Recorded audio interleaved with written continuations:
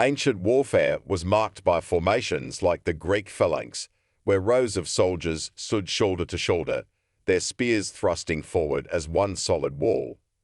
This disciplined, almost mechanical advance depended on each man moving in sync, creating an unstoppable force.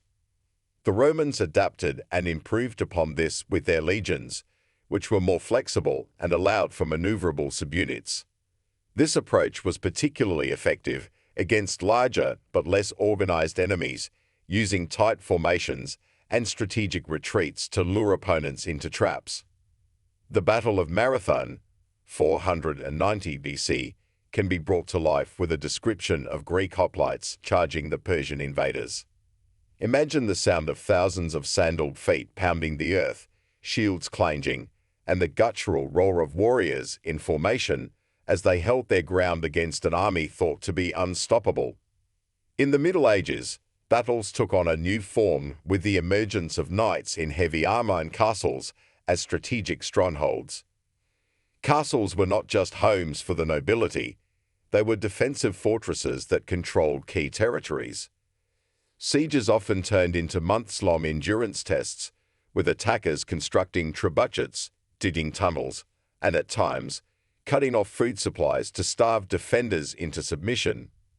The Siege of Acre, 1189 to 1191, during the Crusades, saw a protracted, brutal battle for control between Crusaders and Muslim defenders.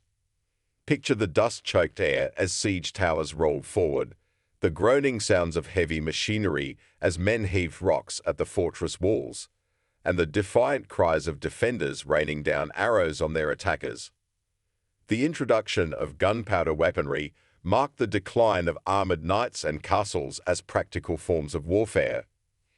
Cannons shattered castle walls, and muskets made close combat deadly at range. This shift required new tactics, with lines of infantry firing in volleys while cavalry adapted to support roles or flanking maneuvers. Example: during the 30 Years' War, the Battle of Breitenfeld, 1631, demonstrated the effectiveness of combined arms and mobile artillery. Imagine the boom of cannons interspersed with musket volleys, the smoke drifting over the battlefield, and the shock of Lutheran forces breaking the famed Catholic Spanish tercio formations through coordinated attacks and flexible tactics. Naval warfare became critical as empires expanded across the globe. The British, Spanish, Dutch, and French vied for control of trade routes and colonies, leading to massive sea battles.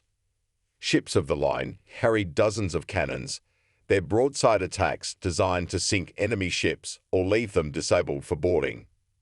The Battle of Trafalgar, 1805, where Admiral Nelson's outnumbered British fleet famously defeated a combined Franco-Spanish armada, can be imagined with the sounds of cannons firing in succession down long lines of ships.